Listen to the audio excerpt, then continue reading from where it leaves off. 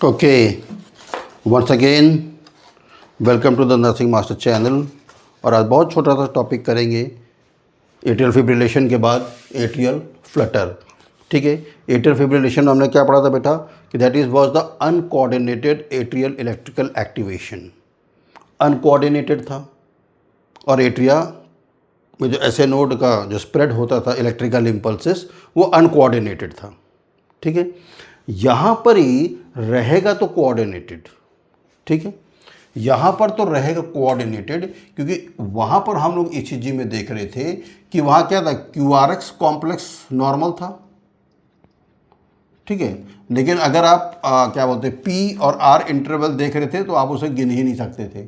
ठीक है, then P और क्यू आर एस रेशो देखते थे तो पी मैनी होता था और क्यू आर एस कितना होता था 1, यानी पी कई बार निकल आता था ना, cut cut cut cut cut cut P ज़्यादा, क्यू आर एस कॉम्प्लेक्स एक ही निकलता था। ये बहुत शॉर्ट डिस्टेंस है, ये भी लीड 2 में देखने को मिलेगा। This will be also will seen in lead 2 क्योंकि Q R S complex normal बन रहा है उसमें भी एट्रियल फिब्रिलेशन में, एट्रियल फ्लटर में भी। तो उस कंडीशन में just a second,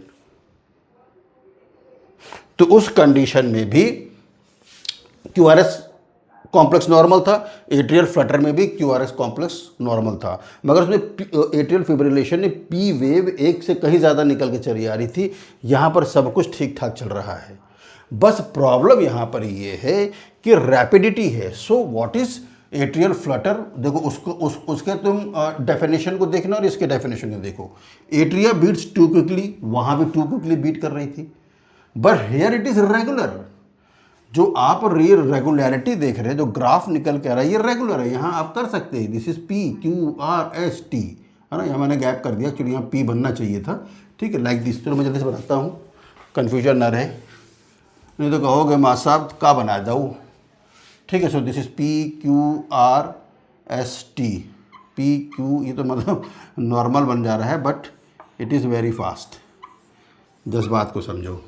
okay, so P P P P, ये Q R S T, Q R S T, Q R S T, फिर पी आ गया। तो एट्रिया तो तेजी से चल रहा है बट इट इज़ रेगुलर। वहाँ रेगुलर नहीं था, एट्रियल फिब्रिलेशन में रेगुलर नहीं था। यहाँ कोऑर्डिनेटेड है मगर वहाँ अनकोऑर्डिनेटेड है। मेरी बात समझ रहे?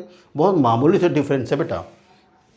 एंड इन फास्ट पैटर्न, धक धक धक धक धक धक धक धक, दिल दिल जैसे नहीं धक धक धक धक धक धक करने लगा, रेलगाड़ी जैसे चलने लगा दिल। ठीक है, अचानक से जिसे हम चाहते हैं कि वो हाँ कोई लड़का है ना, आई लव हर, और जैसे सामने खड़ी हो गई तो धक धक धक धक धक धक घबरा गया, एट्रियल फ्लटर हो गया। But that is for a time भी, क्योंकि ये तो डिजीज़ हो गया है उसको किसी दूसरे कारण की वजह से। ठीक है, तो causes same as atrial fibrillation. तो एट्रियल फिब्रिलेशन का जो कॉजेज था, आप लास्ट वीडियो देखेंगे, सेम वही कॉजेज है, सेम वही कॉजेज है। ठीक है, अगर आप कहेंगे, मैं फिर लिखा देता हूँ, वैल्वुलर हार्ट डिजीज, ओल्ड एज, ठीक है, atrial septal defect, coronary artery disease, diabetes mellitus, hyper tension, tension मत लो, ठीक है, हाइपर टेंशन, पेरिकार्डाइटिस, मायोकार्डाइटिस, एमोलाइडिसिस, बताया था ना। एमोलॉइड नाम की प्रोटीन है जो कि बोन में बनती है और जाके हार्ट के मसल में जमा हो जाती है। ठीक है, so that is called a amyloidosis. Is this clear?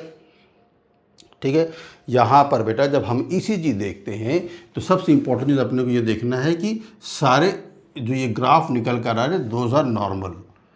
ठीक है, सब रेगुलर है, मतलब नॉर्मल तो नहीं मैं कहना चाहिए, आई एम सॉरी, मगर वो सब क्या है, पूरी तरीके से रेगुलरिटी में निकल कर आ रहे हैं, जबकि उसमें रेगुलरिटी में निकल कर नहीं आ रहे थे। तुम कंपैरिजन कर सकते हो उसमें जाके और इसमें जाके, क्योंकि सब कुछ सेम वही, इसलिए बताना बार बार बेकार है। ठीक है ना, sign symptom is sometimes difference from that.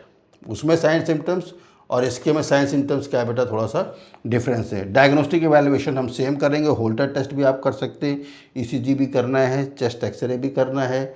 ठीक है, फिर हम जब क्या बोलते हैं हार्ट साउंड सुनेंगे तो S1 हार्ट साउंड इसमें भी एबनॉर्मली आती है। और क्या देखा था उसमें, क्या बोलते वो रहेगा, टेकिकार्डिया रहेगा, everything will be same as it is.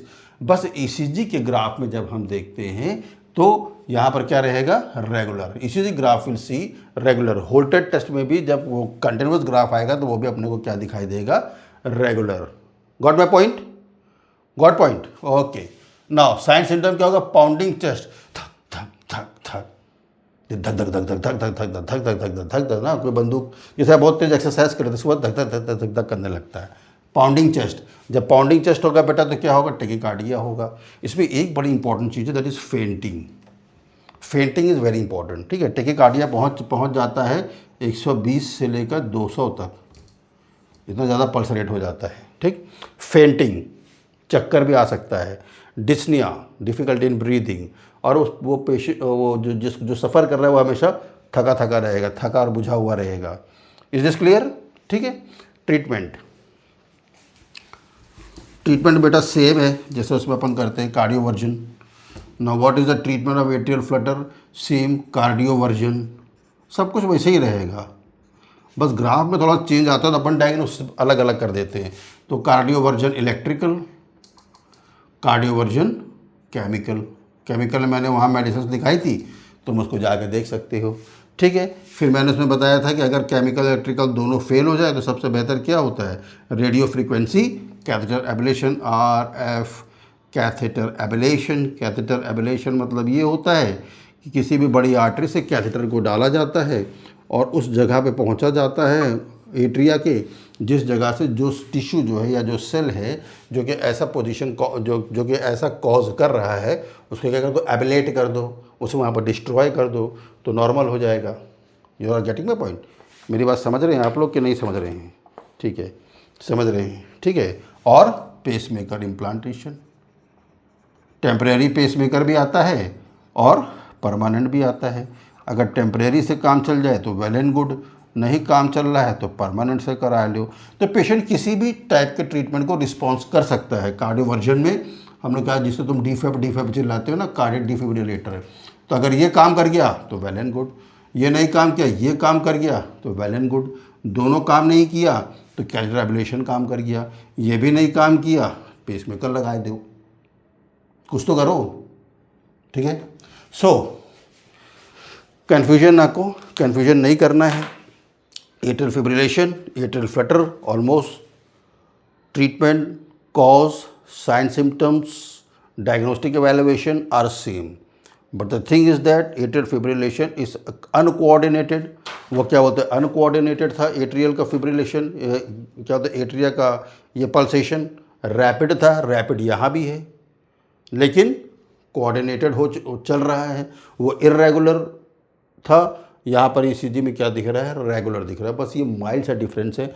Lead to में वो भी आएगा, अगर पेशेंट को ये वाली प्रॉब्लम होगी तो लीड टू में ये आएगा, अगर पेशेंट को एट्रियल फिब्रिलेशन हो रहा है तो लीड टू में एट्रियल फिब्रिलेशन आएगा। ऐसा नहीं कि लीड टू में दोनों मिक्स आ जाएगा, बाबा तुम लोग तो खतरनाक आदमी हो, ठीक है। सो गॉट द पॉइंट।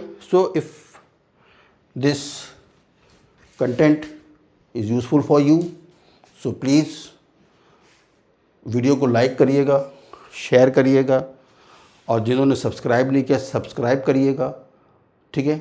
और कम से कम जिन साधनों में इसको बना रहे हैं ताकि ऐसा ना हो कि हम भूल जाए पढ़ाना और तुम एजुकेशन रहित रह जाओ। बाबा पढ़ लो, लिख लो, लाइक कर लो, शेयर कर लो, सब्सक्राइब कर लो, घंटी जैसी आकृति दबा दो।